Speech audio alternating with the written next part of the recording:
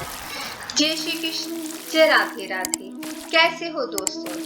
आज मैं आपके सामने फिर एक नई कहानी लेकर पेश हुई हूँ। पर आजकल की जो कहानियां हैं वो गुरु पूर्णिमा के ऊपर संबंधित है। गुरु पूर्णिमा आने वाली है, इसलिए आजकल हम गुरु और शिष्यों के ऊपर ही कहानियां बनाकर आपके सामने लेके आ रही हैं। और कहानी शुरू करने से पहले मैं आप लोगों से अनुरोध करती हूँ कि आप इस चैनल को सब्सक्राइब करें, ताकि हमारा इन कहानियों का सुनाने का सिलसिला बना रहे और इस तरीके के साथ हमारा ये रिश्ता जो है वो बरकरार रहे। चलिए अब कहानी की तरफ। कहानी का शीर्षक है शिष्य होने का अर्थ क्या है। ये एक कहानी है जिसमें एक गुरु के बारे में बताया गया है। बहुत समय की पहले की बात है। किसी नगर में एक बेहद प्रभावशाली संत रहा करते थे। उनके पास शिक्षा लेने हेतु दूर दूर से शिष्य आया करते थे। तो एक दिन एक शिष्य उनके पास सवाल लेकर आया। कहने लगा, स्वामी जी, आपसे मुझे एक क्वेश्चन पूछना है। अब प्रश्न जो था वो पूछा गया। तो स्वामी जी ने पूछा कि बताइए, कौन सा प्रश्न है आपका? वो कहने लगा कि स्वामी जी, आपके गुरु कौन है? आपने किस गुरु से शिक्षा प्राप्त की? संत शिष्य का सवाल सुनकर मुस्कुराए और बोले, मेरे तो हजारों गुरु हैं। किन किन गुरुओं के बारे में बताऊं?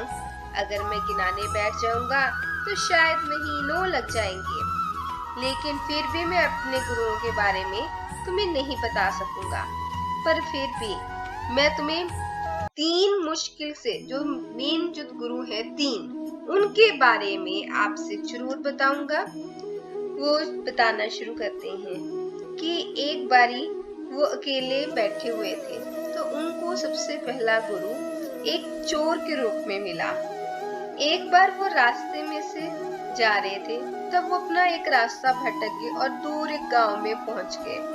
वहां पर बहुत देर हो चुकी थी, सब दुकानें बंद हो गई थी।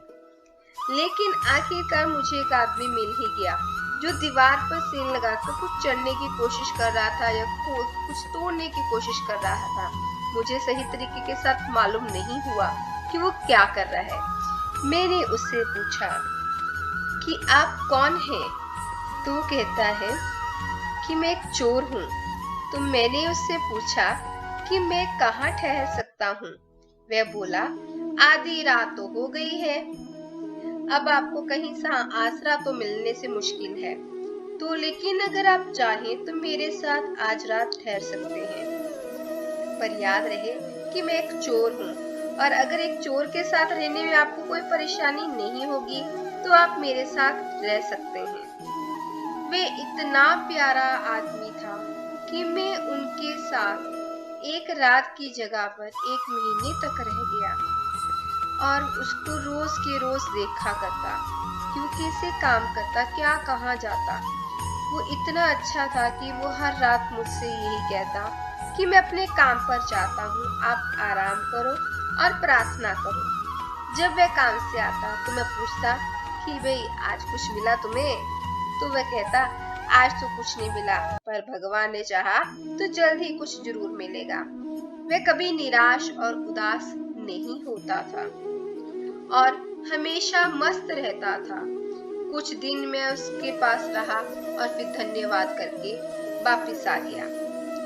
तो जब भी मैं साधना करने के लिए बैठता, मुझे जब ध्यान करते हुए सालों साल बीत गए थे और जब कुछ भी नहीं हो रहा था, कुछ भी मुझे नहीं मिल रहा था, तो कई बारी ऐसे क्षण आ जाते कि मैं बिल्कुल हताश और निराश होकर साधना छोड़कर उठने की ठान लेता था। और तब अचानक मुझे उस चोर की याद आ जाती कि जो रोज कहता था कि भगवान ने चाहा तो जल्द ही कुछ जरूर मिलेगा। और इस तरह मैं हमेशा अपना ध्यान लगाता और फिर साधना में दोबारा लीन हो जाता। अब मेरे दूसरे गुरु के बारे में सुनो। मेरा दूसरा गुरु एक कुत्ता था। वे बहुत गर्मी वाले दिन में कहीं जा रहा था मैं, तो मैंने देखा कि वहां पर जहां मुझे प्यास लगी हुई थी, वहां पर पानी की तलाश में जब मैं घूम रहा था, तो मेरे सामने में एक कुत्ता दौड़ता दौड़ता हुआ आया। वह भी प्यासा था। पास ही एक नदी थी। उस कुत्ते ने आगे जाकर जब देखा, नदी में झांका तो उसे एक और कुत्ता नजर आया। उसकी वो अपनी ही परछाई थी, पर लेकिन वह कुत्ता उसे देखकर डर गया। वह परछाई को देखकर भौंकता और पीछे हट जाता, लेकिन बहुत प्यास लगने के कारण वह पानी के पास वापस लौट आता। बहुत बारी ऐसा होता, डर के मारे फिर पीछे जाता, फिर प्यास के कारण फिर आगे आता। अंततः अपने डर के बावजूद वह नदी में कूद पड़ा और कूदते ही वह परछाई भी गायब हो गई। उस कुत्ते के इस साहस को देखकर एक बड़ी सी मुझे सीख मिली कि अपने डर के बावजूद व्यक्ति को छलांग लगा लेनी होती है। सफलता उसे ही मिलती है जो व्यक्ति डर का साहस के साथ मुकाबला करता है। अब तीसरे गुरु के बारे में सुनो। और तीसरा गुरु एक छोटा सा बच्चा है। मैं एक गांव से गुजर रहा था। मैंने देखा एक छोटा सा बच्चा जलती हुई मोमबत्ती लेके जा रहा था। तो जब वो लेके जा रहा था, वह पास के ही किसी मंदिर में रखने जा रहा था। मुझे तो यही लगा। मजाक में मैंने उससे पूछ लिया कि क्या ये मोमबत्ती तुमने जलाई है? वह बोला, जी मैंने ही जलाई है।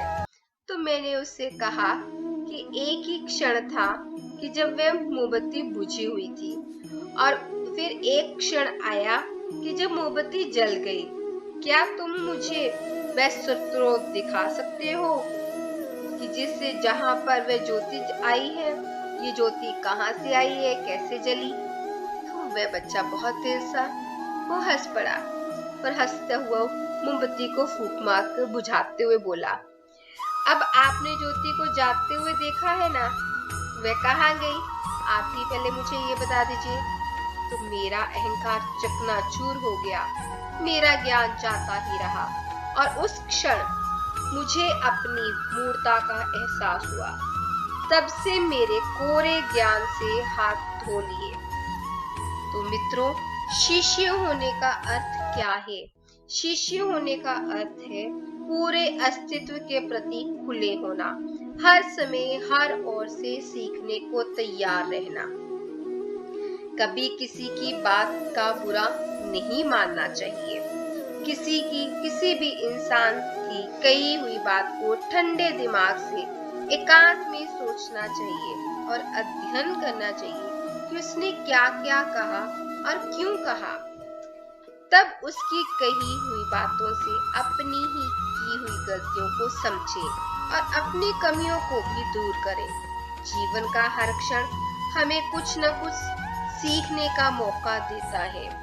हमें जीवन में एक शिष्य बनकर अच्छी बातों को सीखते रहना चाहिए। ये जीवन हमें आए दिन किसी न किसी रूप में किसी न किसी गुरु से मिलाता रहता है।